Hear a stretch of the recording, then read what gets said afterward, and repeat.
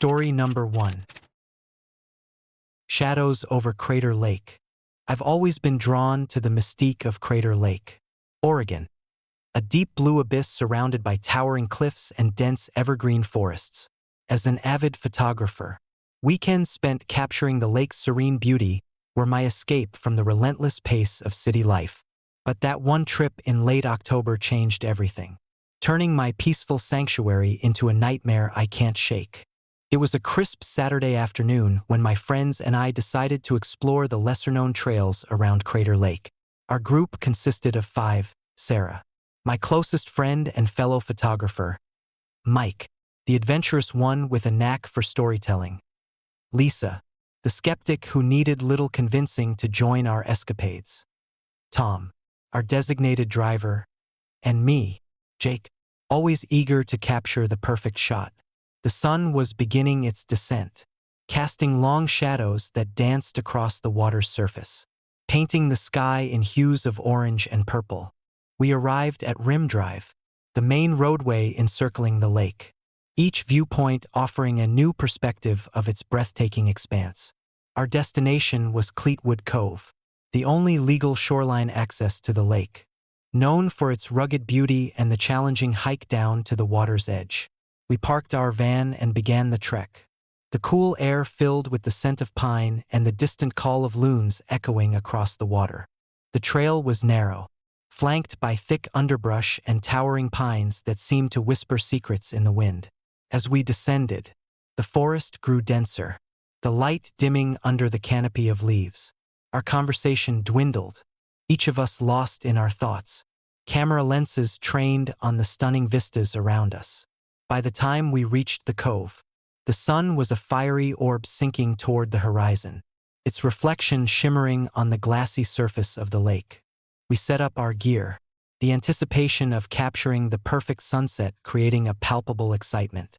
Mike suggested we explore the shoreline, his eyes gleaming with the promise of adventure. We agreed, grabbing our flashlights and cameras, eager to document every angle of the fading day. As we walked along the water's edge, the sky transitioned to twilight, the colors deepening into rich purples and blues. The lake mirrored the sky, its surface now a vast, dark expanse broken only by the occasional ripple from a passing fish. It was during this serene moment that Mike stopped abruptly, his flashlight beam fixed on something in the distance. "There," he whispered, his voice barely audible. At first, I thought it was a trick of the light, a shadow perhaps cast by the surrounding trees. But as I turned to look, my breath caught in my throat. A towering black silhouette moved along the shore, its shape humanoid but unnaturally large and imposing. It was like nothing I had ever seen, massive, with limbs that seemed to stretch unnaturally. Moving with a slow, deliberate gait, Sarah raised her camera, trying to capture the figure. But before she could, the creature turned towards us. My heart pounded in my chest as I felt an overwhelming sense of dread. The air grew colder, the once gentle breeze now biting against my skin.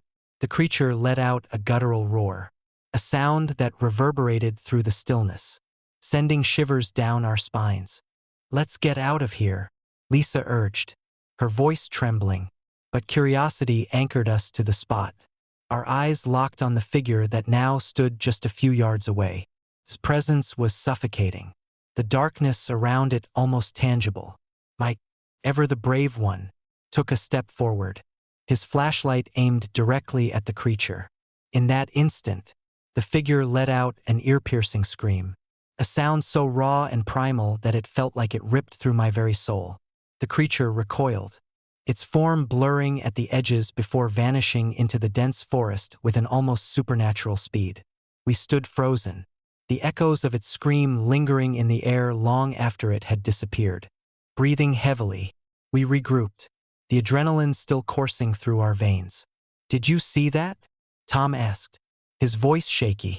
Sarah checked her camera, but the flash had been too brief to capture anything meaningful.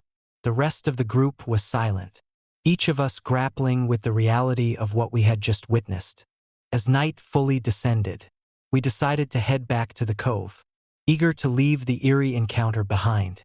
The trail back seemed longer, the darkness enveloping us like a suffocating blanket.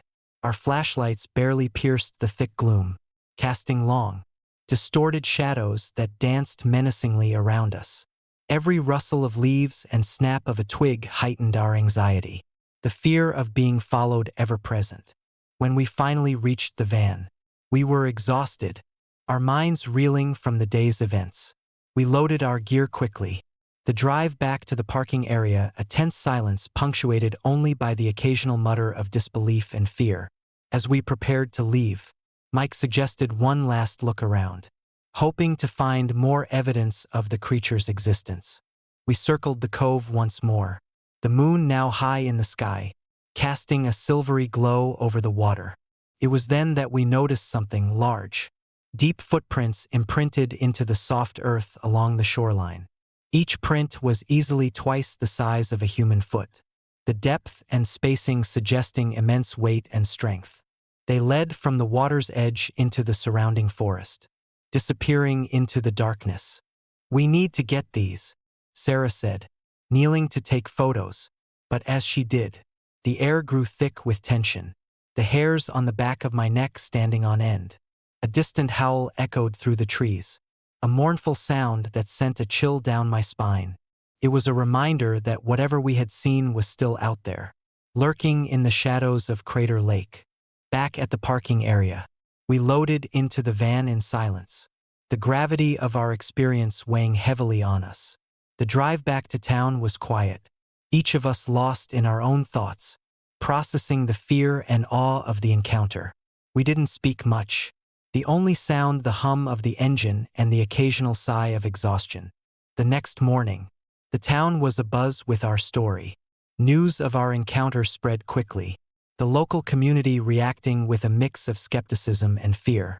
The footprints we had discovered were examined by park rangers, who confirmed their size and unusual depth. While some dismissed it as a prank or an elaborate hoax, others couldn't ignore the chilling possibility that something truly mysterious roamed the shores of Crater Lake. In the days that followed, I found myself unable to return to my peaceful fishing spots without feeling a sense of unease. The image of the towering black shadow haunted my dreams, a constant reminder that the wilderness holds secrets far beyond our understanding. Sarah and Mike continued to research, diving into local legends and past sightings, while Tom and Lisa tried to convince us that we had imagined the whole thing. But the evidence was undeniable: the footprints, the photographs with inexplicable shadows, and the lingering fear that something was watching us from the darkness. Our story became part of the folklore of Crater Lake, adding another layer to its already rich tapestry of legends and mysteries. Years later, I still return to Crater Lake, drawn by both its beauty and the unanswered questions that linger in its depths.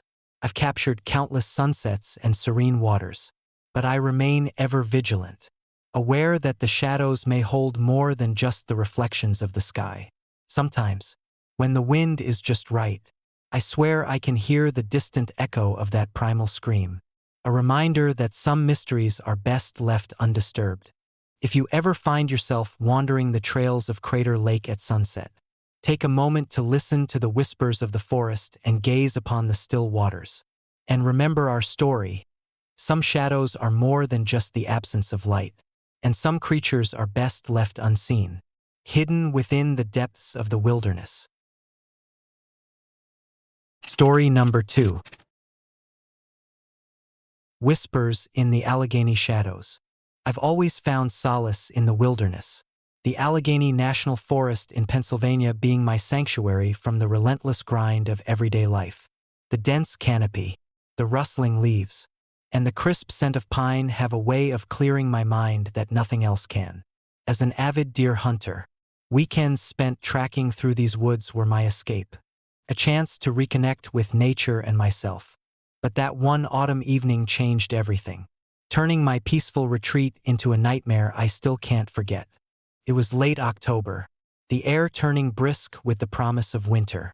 The forest was a tapestry of vibrant reds, oranges, and yellows, the ground carpeted with fallen leaves that crunched underfoot. I had planned this trip meticulously, choosing a remote area deep within the Allegheny to maximize my chances. My gear was packed the night before, every piece carefully selected to ensure a successful hunt. As I drove deeper into the forest, the sounds of civilization faded, replaced by the symphony of wildlife and the whispering wind through the trees. By late afternoon, I had set up my blind near a well-trodden deer trail. The sun was beginning its slow descent, casting long shadows that danced across the forest floor. I settled in, my rifle within easy reach, eyes scanning the surroundings for any sign of movement. Hours passed in peaceful anticipation, the only interruption the occasional rustle of leaves or the distant call of a hawk. As twilight approached, the forest took on a different character. The colors deepened, the shadows growing longer and more menacing. I felt a chill, despite the warm layers I wore, a premonition that something was amiss. I decided to take a break, stretching my legs and grabbing a quick snack.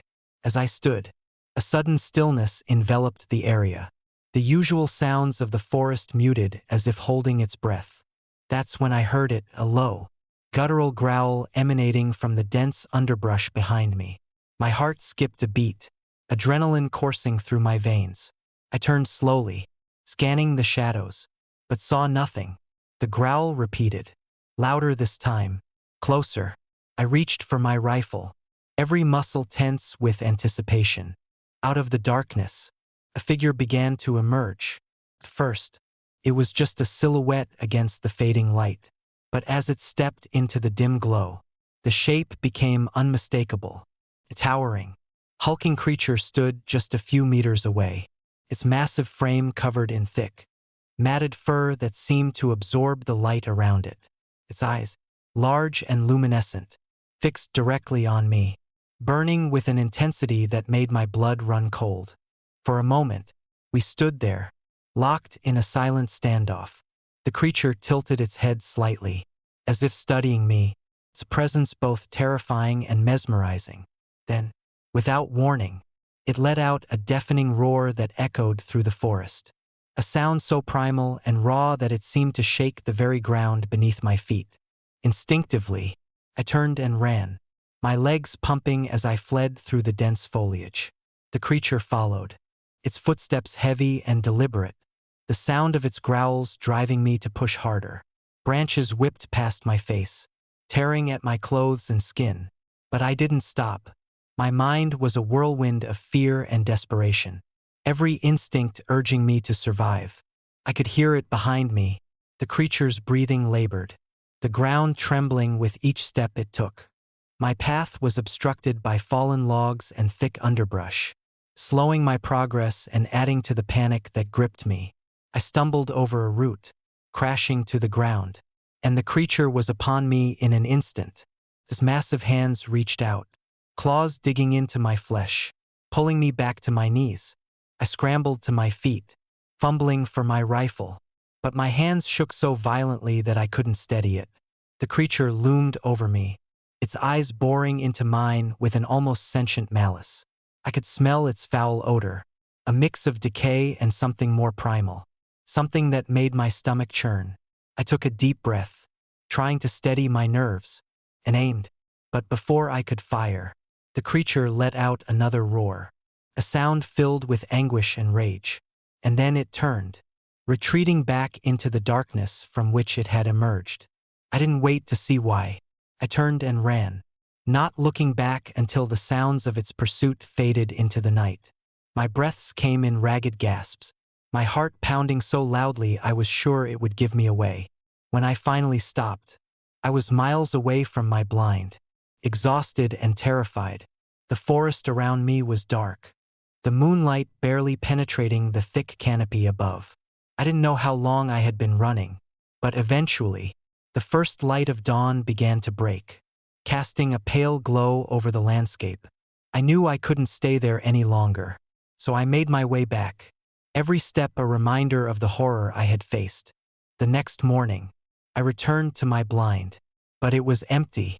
My gear was left behind, the evidence of my ordeal scattered and disheveled. I never went back to that spot, unable to shake the memory of those eyes, the roar that shattered the night, and the overwhelming fear that drove me to flee. The experience left me with more questions than answers. What was that creature? Why did it target me? And why has it haunted my dreams ever since?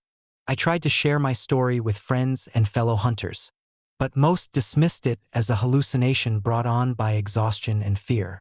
Some suggested it was a bear or another large predator, but nothing could explain the intelligence and the sheer presence of the creature.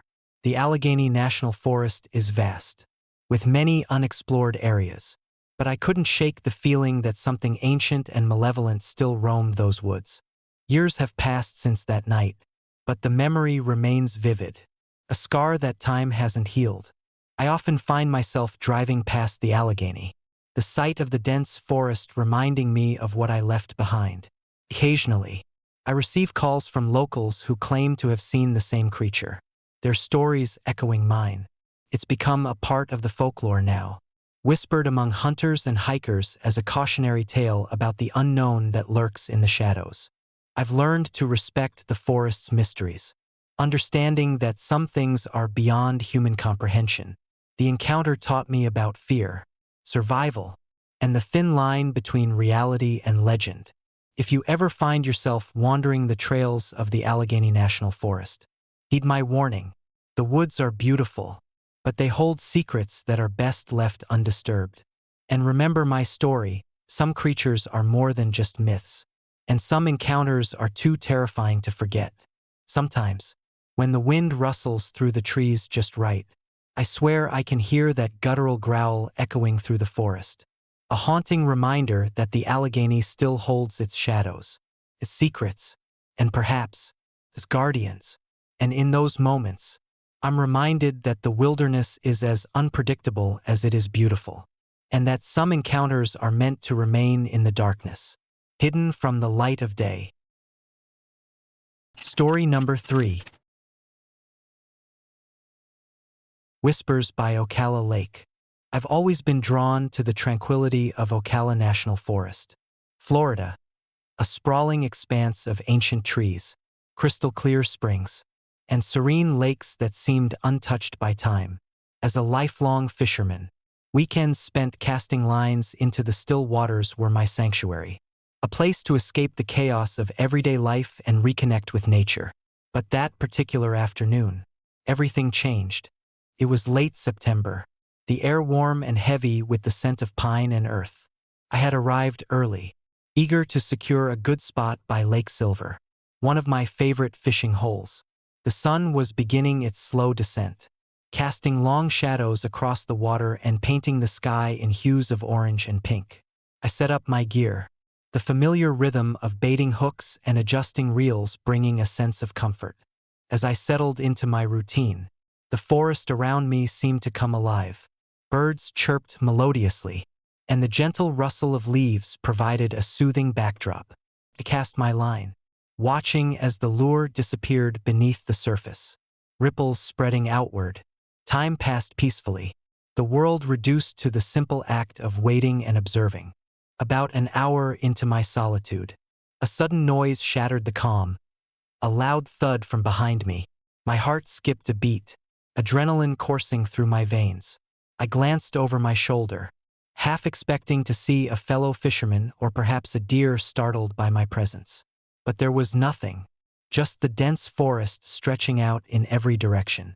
Shaking off the unease, I turned back to my fishing, but the noise had left me rattled. My senses heightened. I tried to focus, but another sound emerged, a deep, guttural growl that seemed to vibrate through the ground itself. My blood ran cold. This was no ordinary animal. My mind raced, recalling the countless tales of Bigfoot sightings in these very woods. Legends dismissed by most, but whispered about in hushed tones by locals and the occasional curious visitor. I forced myself to remain calm, attributing the sounds to perhaps a bear or a large predator. But the growl was different, more deliberate, filled with an unmistakable sense of menace. I stood up slowly, my fishing rod still in hand, and scanned the surroundings. The forest was dense, shadows thickening as the sun continued its descent. My breath formed small clouds in the cooling air, the tension mounting. Minutes felt like hours as I waited, every rustle and snap of a twig amplifying my fear. Then, out of the corner of my eye, I saw movement, a massive shape emerging from the underbrush, moving with a surprising grace for its size. My heart pounded in my chest as the creature stepped into the fading light, revealing itself. It was colossal, easily 8 feet tall, covered in coarse, dark fur that seemed to blend seamlessly with the forest around it. Its eyes, large and expressive, locked onto mine with an intensity that sent shivers down my spine. The creature stood still for a moment, assessing me, before emitting another low growl that reverberated through the still air. I took a cautious step back, the fishing rod feeling suddenly heavy in my hands. The creature remained motionless, his presence overwhelming. I could smell it then, an overpowering stench of decay and something else, something primal and unsettling. My mind screamed to run, but my body felt rooted to the spot, paralyzed by fear and awe, summoning every ounce of courage. I slowly raised my hands in a gesture of peace. "I'm not here to hurt you," I whispered, my voice barely audible. The creature didn't respond, its gaze unwavering. I noticed the subtle movements, its chest rising and falling, the slight tilt of its head, as if trying to understand my intentions. Then, without warning, it moved. The speed was astonishing, the creature lunging forward with surprising agility. I stumbled backward, my mind racing to comprehend what was happening. It reached out with long, powerful arms, each movement deliberate and controlled. Panic surged through me as I realized I had no way to defend myself. In a desperate bid for safety, I turned and began to run, my legs pumping furiously as I navigated the dense underbrush. Branches whipped against my face, and the ground seemed to shift beneath my feet, the forest closing in around me. The creature was relentless, its growls echoing behind me, a constant reminder that it was pursuing me. I darted towards the lake, hoping the open water would offer some refuge. The shoreline was just ahead, the water shimmering under the last rays of sunlight.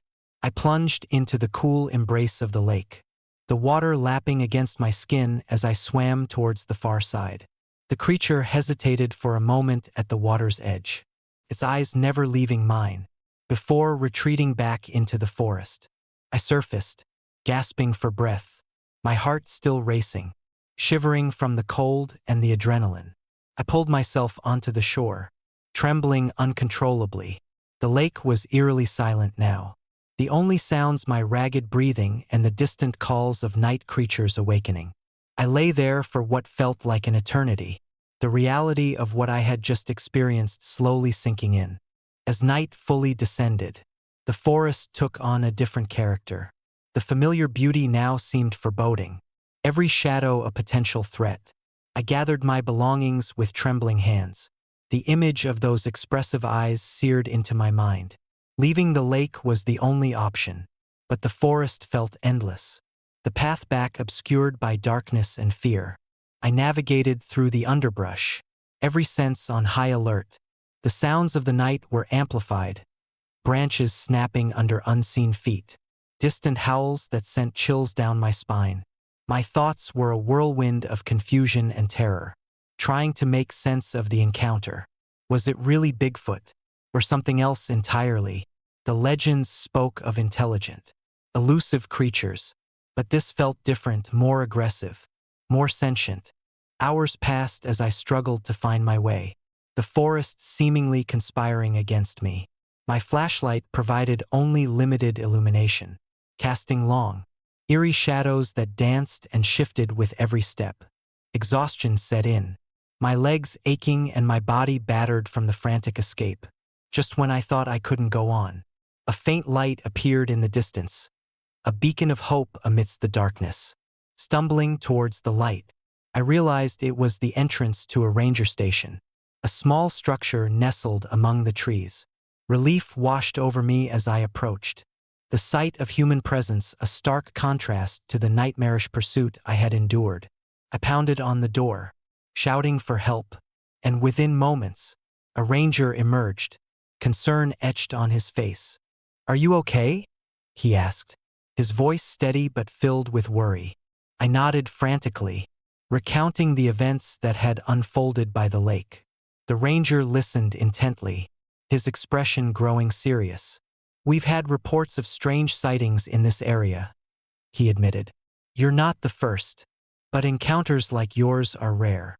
As we sat together, the ranger shared stories of others who had experienced similar encounters, men and women who had come seeking solitude only to find themselves face to face with the unknown. Some spoke of fleeting glimpses, others of more direct confrontations. It was clear that whatever roamed these woods was not just a myth, but a real and formidable presence. In the days that followed, I couldn't shake the memory of that evening. The image of those intelligent eyes haunted my dreams, a reminder of the thin veil between reality and legend.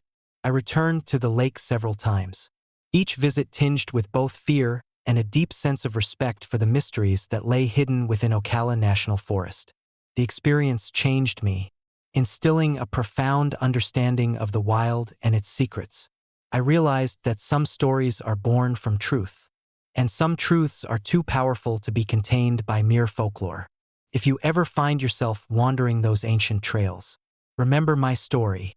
The forest holds its own guardians, creatures of immense strength and intelligence that demand our respect and caution. Sometimes, when the night is still and the air is thick with the scent of pine, I can almost hear the echoes of that encounter, the distant growls and the whispers of the forest. It serves as a constant reminder that nature is both beautiful and terrifying, and that some mysteries are best left undisturbed. Story number 4. Whispers from Fouke. I still remember the night vividly, the air thick with humidity and the scent of pine lingering in the darkness. Fouke, Arkansas, a small town nestled in the heart of the Ozarks, had always held a certain allure for me. As a freelance writer with a penchant for the unexplained, I found the legends of the Fouke monster irresistible. Stories of a hulking, ape-like creature roaming the dense woods had been whispered for decades, but I had never seen any concrete evidence. That was about to change. It was late October, and the crisp autumn air had given way to an early winter chill. I arrived in Fouke on a Friday afternoon, the town's quaint charm immediately apparent. Main Street was lined with old-fashioned storefronts, their windows displaying everything from antique furniture to handmade crafts. The locals greeted me with a mix of curiosity and wariness. Visitors were rare, and even rarer were those who dared to delve into the town's darker mysteries. I checked into a modest motel on the outskirts of town, its walls adorned with faded photographs of past residents and snapshots of Fouke's scenic landscapes. After settling in, I decided to explore the area and gather material for my next article. The stories of the Fouke monster had always intrigued me, and I was determined to uncover the truth behind the legend. As dusk approached, I made my way to the old Wilson family home, the epicenter of the most recent sightings. The house stood on the edge of town, its weathered facade a testament to years of neglect. The Wilsons had reported several disturbing encounters over the past few months, each one more terrifying than the last. Neighbors spoke in hushed tones about the creature's attempts to break into their homes, leaving deep scratches and massive footprints in the aftermath. I parked my car and approached the house, flashlight in hand. The air grew colder as I drew closer, the silence broken only by the distant hoot of an owl and the rustling of leaves in the wind. The front door was slightly ajar, creaking softly with each gust. Taking a deep breath, I pushed it open and stepped inside. The interior was dimly lit, the remnants of a once cozy home now cloaked in shadows. Furniture lay scattered, covered in dust and spiderwebs. As I moved through the rooms, the oppressive atmosphere weighed heavily on me. It was as if the house itself was holding its breath, waiting for something or someone. In the living room, I found the first signs of the creature's presence. Deep gouges marred the wooden doors, the scratches jagged and deep enough to tear through the material. Large footprints were etched into the hardwood floor, each one easily twice the size of a human foot. My heart pounded as I realized the gravity of what I was witnessing.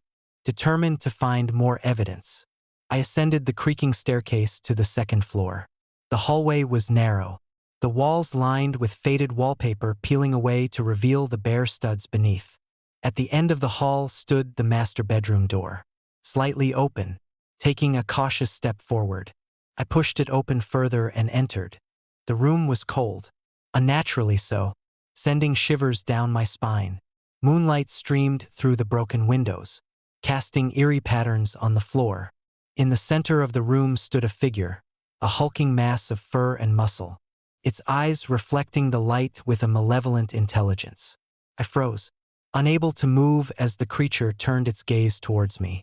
Before I could react, it let out a blood-curdling roar, the sound reverberating through the house and into the surrounding woods. I stumbled back, my mind racing for a way to escape. The creature advanced, each step heavy and deliberate, the ground trembling beneath its weight. Panic surged through me as I backed away, my only thought to flee the nightmare unfolding before me. I turned and ran down the hallway, the creature's footsteps echoing ominously behind me. The house seemed to come alive, doors slamming shut and windows rattling as if trying to trap me inside. I darted through rooms, each one more disorienting than the last, until I found myself back in the living room. Desperation fueled my actions as I searched for an exit. The front door was blocked by a fallen beam, and the back door was equally compromised. My only hope was the attic door, hidden behind a tattered curtain in the far corner of the room. I grabbed a heavy flashlight and yanked the curtain aside, revealing a narrow staircase leading upward. Climbing the stairs, I could hear the creature's breathing growing louder, its frustration palpable. The attic was cramped and cluttered, filled with old trunks and forgotten belongings. I backed into a corner, my back pressed against a wooden chest, and held my breath, hoping the creature wouldn't find me. The silence was shattered by the sound of heavy footsteps descending the stairs, followed by the creature's guttural growl. My heart raced as it lumbered into the attic, its massive frame filling the small space.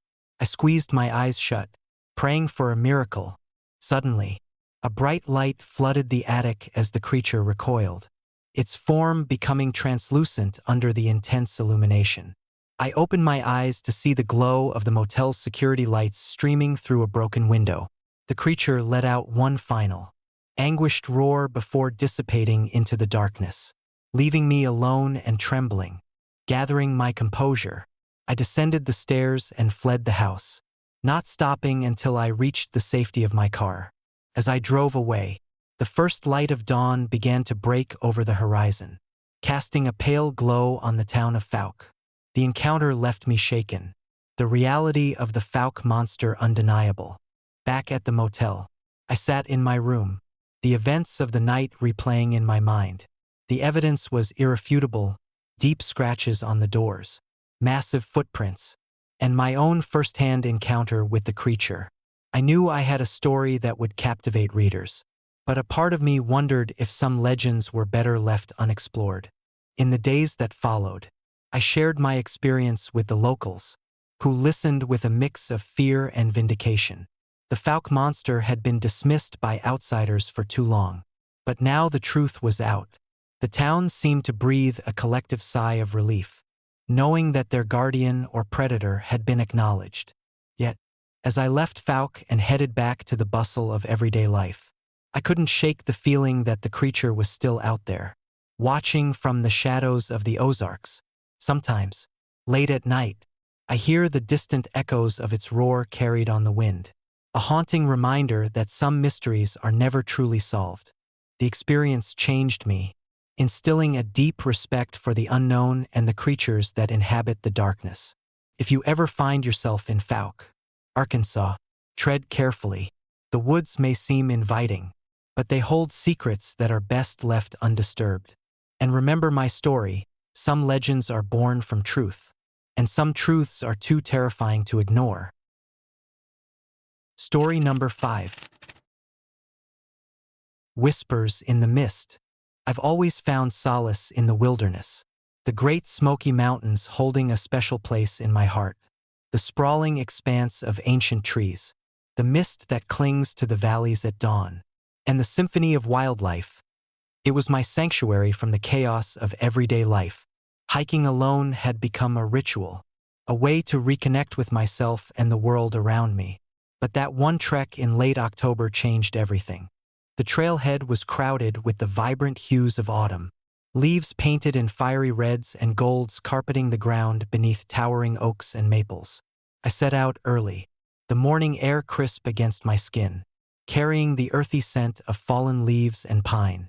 My backpack was light, filled with essentials: water, a map, some snacks, and my trusty camera. I wasn't expecting anything out of the ordinary, just another day immersed in nature's beauty.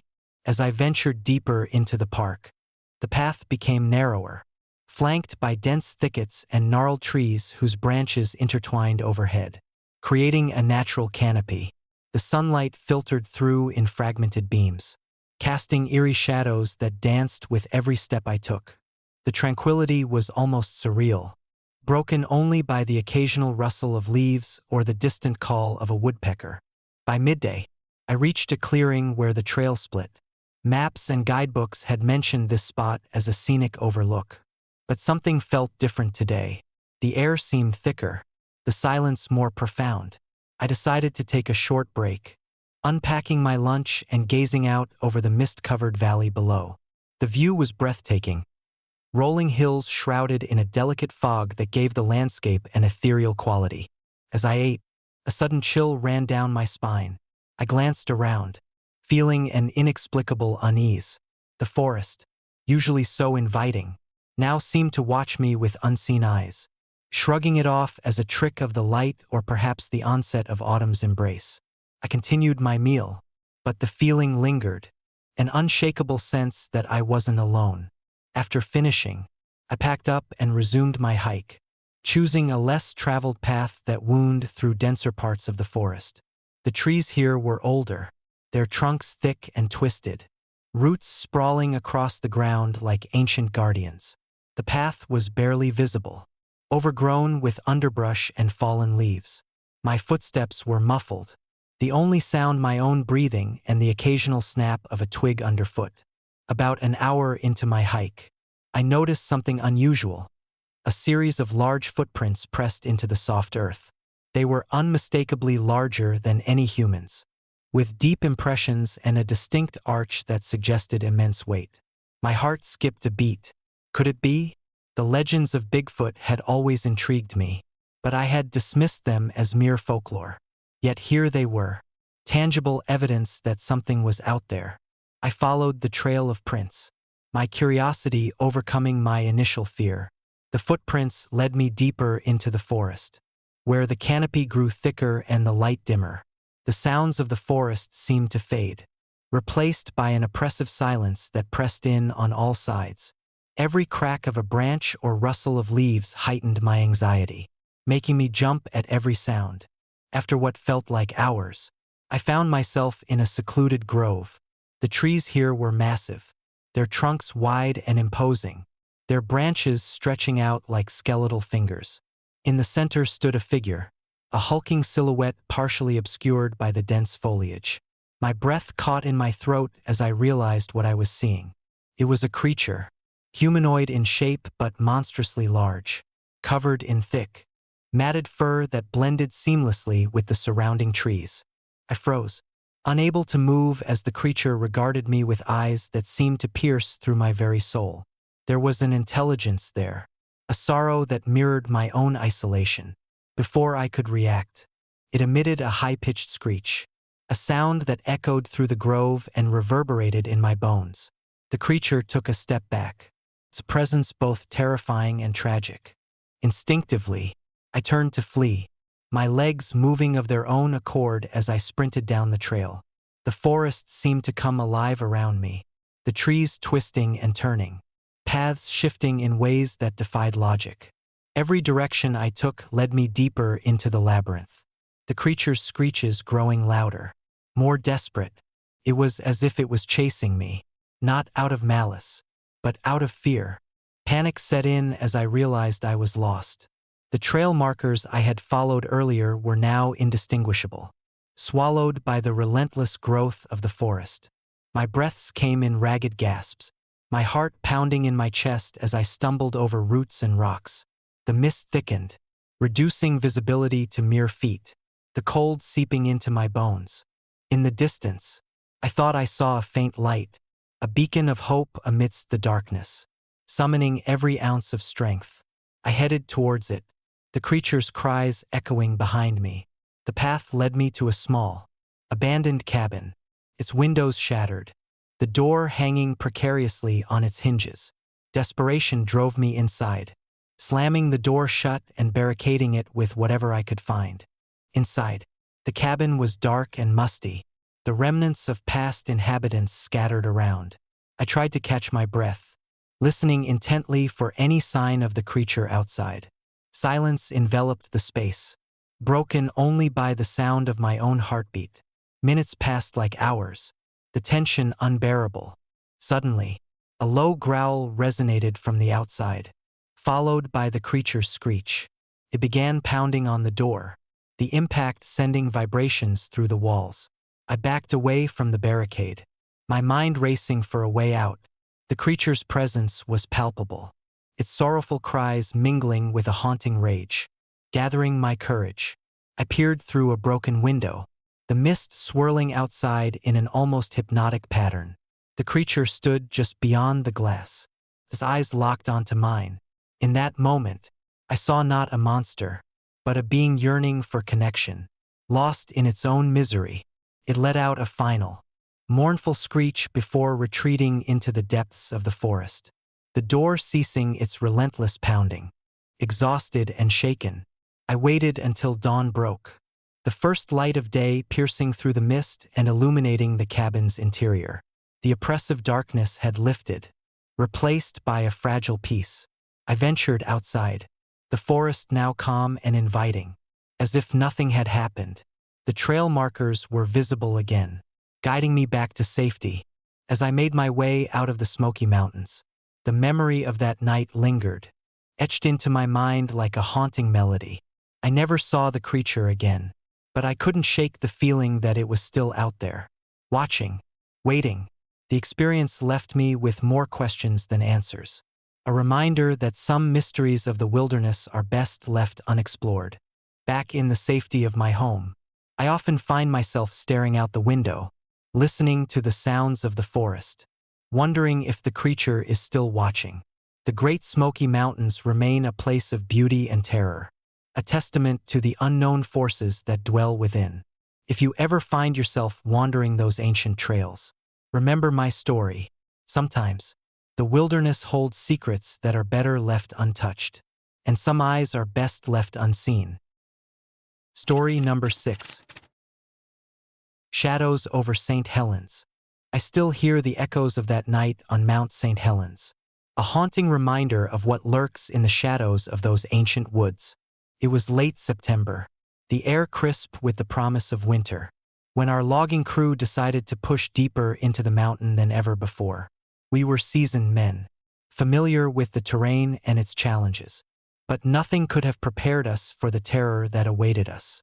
Our team consisted of 5: Jake, the foreman; Mike, the youngest and most eager; Tom, the skeptic; Sam, the quiet strength; and me, Chris, the one who always felt there was more to these woods than met the eye. We had heard the stories, whispers of Bigfoot sightings and strange occurrences, but we dismissed them as local lore. Nothing more.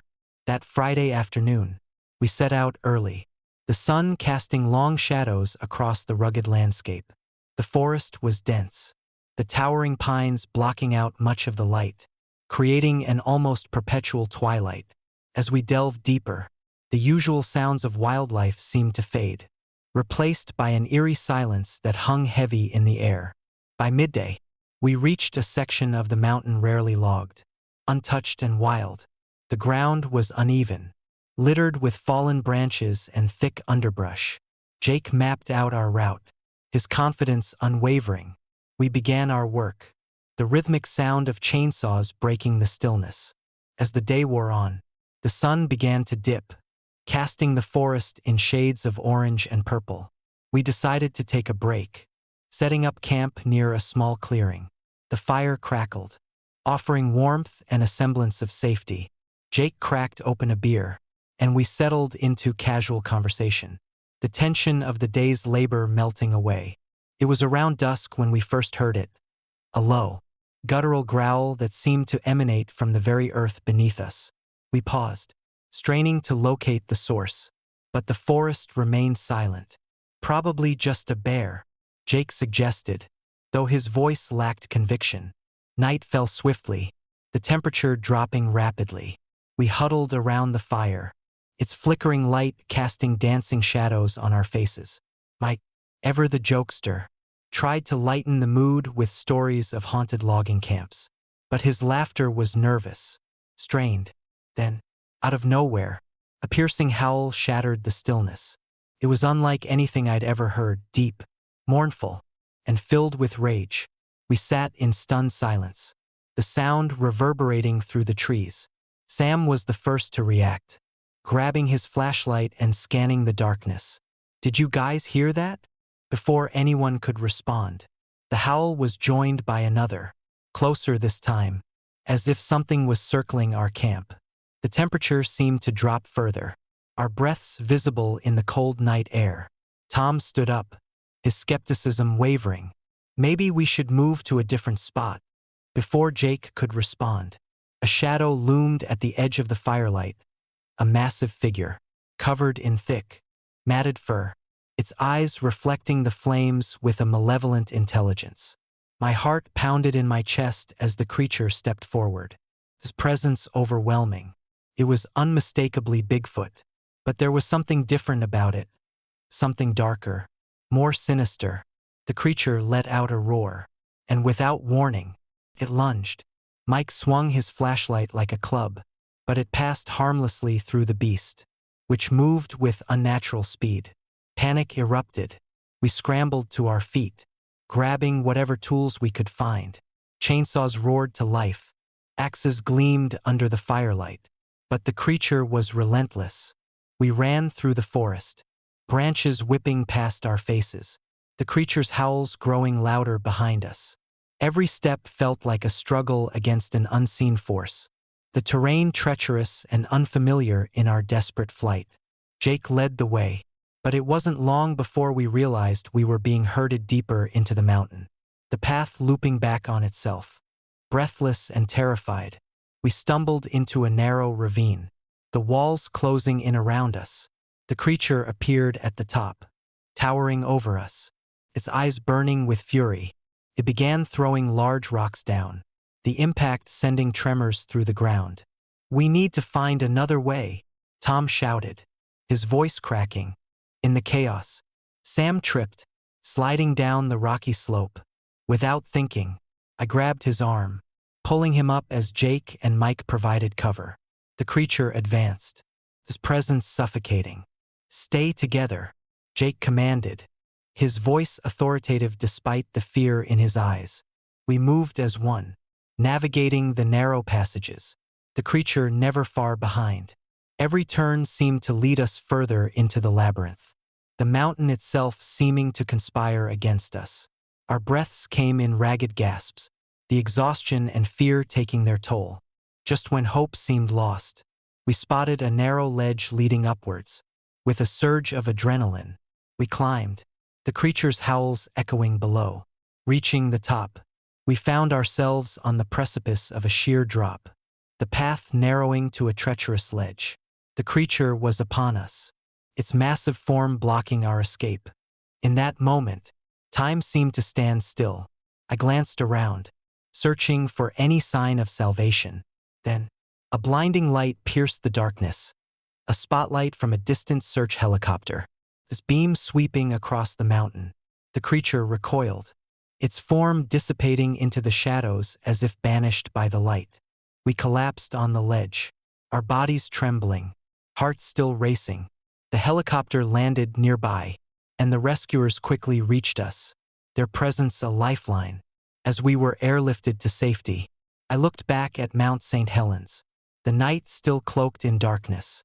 The howls had ceased, but the memory of that pursuit lingered, a chilling reminder of the unknown forces that dwell in the wild.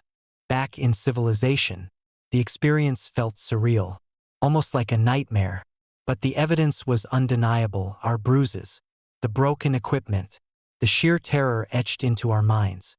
We never spoke of that night again, but the shadows over St. Helens remain, a testament to the horrors that lie hidden, waiting for those who dare to venture too deep. Sometimes, late at night, I still hear the distant howls carried on the wind, a haunting reminder that some places are best left untouched, and some creatures are better left undisturbed. Story number 7. The Howl of Bluff Creek. I still remember the first time I heard it, the howl that echoed through Bluff Creek, California, a sound that would haunt my dreams for years to come. It was supposed to be a weekend getaway, a chance to escape the relentless pace of city life with my wife, Emily. We had chosen Bluff Creek for its serene beauty and, admittedly, its notorious Bigfoot legends. But nothing could have prepared us for what awaited us in those dense woods. We arrived on a crisp Friday afternoon, the sky painted in hues of orange and pink as the sun began its descent. The campsite was nestled between towering pines and rugged terrain, the perfect spot for adventure. After setting up our tent and gathering firewood, we settled down for a quiet evening under the stars. The crackling fire provided warmth and a sense of security amidst the wilderness. As night fell, the forest came alive with sounds: crickets chirping, leaves rustling, and the occasional hoot of an owl. We shared stories and laughed, the flickering flames casting dancing shadows around us. It was around midnight when the stillness was abruptly shattered by a deep, guttural howl that sent chills down my spine. The sound was unlike anything I'd ever heard, haunting, mournful, and undeniably human, yet carrying an otherworldly quality that made my blood run cold. "Did you hear that?" I asked, my voice barely above a whisper. Emily nodded, her eyes wide with unease. "Probably just an animal. Nothing to worry about." But there was an unsettling tension in the air, a sense that we were not alone. The howl seemed to reverberate through the very fabric of the forest, lingering in the night like a dark omen. We tried to convince ourselves it was just a bear or some other wildlife.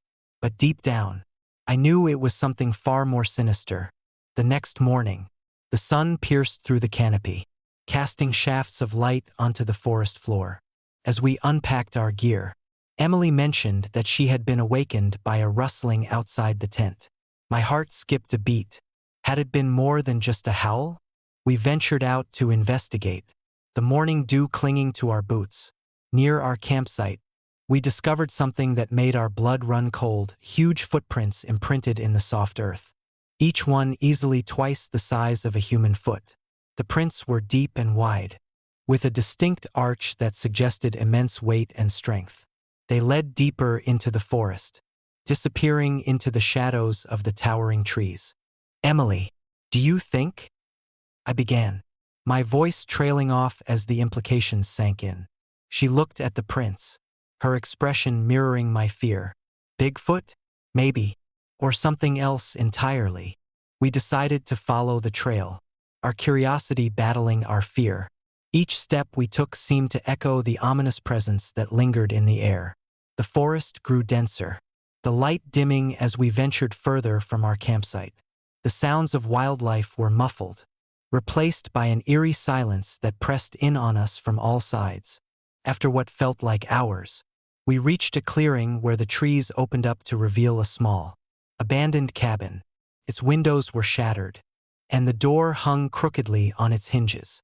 A sense of foreboding washed over us as we approached, the memory of the howl intensifying our unease. "Maybe we should leave," Emily whispered, gripping my arm tightly, but something compelled me to press on. I reached for the door, pushing it open to reveal the dark interior. The air was thick with dust and decay, the remnants of a long-abandoned dwelling. As our eyes adjusted to the darkness, we noticed strange symbols etched into the wooden beams, patterns that seemed both primitive and ritualistic. Suddenly, A cold gust of wind blew through the cabin, extinguishing our flashlight and plunging us into darkness. Panic set in as we fumbled to relight it, the beam of light slicing through the shadows to reveal a figure standing in the corner. My heart pounded in my chest as I tried to make out its features. It was massive, easily twice our size, with hulking limbs and a face obscured by thick, matted hair. The creature's eyes glowed with an unnatural light, and its presence exuded a malevolent energy that made my skin crawl. Who are you?" I stammered, my voice shaking. The creature let out another haunting howl, a sound that seemed to pierce through my very soul. Took a step forward, the ground trembling beneath its weight. I grabbed Emily's hand, and we turned to flee, but the door slammed shut, trapping us inside. Desperation set in as we searched for another exit, but the cabin seemed to shift and warp around us, the walls closing in, the symbols on the beams pulsating with a dark energy. The creature advanced, his presence overwhelming, the air thick with an oppressive fear that threatened to consume us. In a final, frantic effort, I broke free from Emily's grasp and lunged for the door, throwing it open with all my might. We sprinted through the forest, the sounds of pursuit echoing behind us, the creature's footsteps thundering, his howls growing louder and more frenzied. Branches whipped past our faces as we navigated the treacherous terrain, the forest seemingly conspiring against us. Just as my legs began to give out, we burst through the canopy and found ourselves back at our campsite. Exhausted and gasping for breath, we collapsed onto the ground, the horrors of the night etched into our minds. We didn't stay to pack up immediately. Instead, we huddled together, the weight of our ordeal settling in. The footprints, the cabin, the creature, they were all too real, too terrifying to dismiss as mere legends. As the sun set once more, casting long shadows across the forest, we knew that Bluff Creek held secrets that were best left undisturbed. In the days that followed, we tried to rationalize what had happened, but the evidence was undeniable. The footprints, the symbols, the lingering sense of being watched. It all pointed to something ancient and malevolent lurking in the depths of Bluff Creek. We left with a heavy heart, the memory of that night forever imprinted on our souls. Years later, I still find myself haunted by the howl of Bluff Creek. Late at night, when the world is silent, I can almost hear it, a reminder that some legends are born from truth, and some truths are too terrifying to comprehend. If you ever find yourself in Bluff Creek, remember our story. Some places hold secrets that should never be uncovered, and some howls are best left unheard.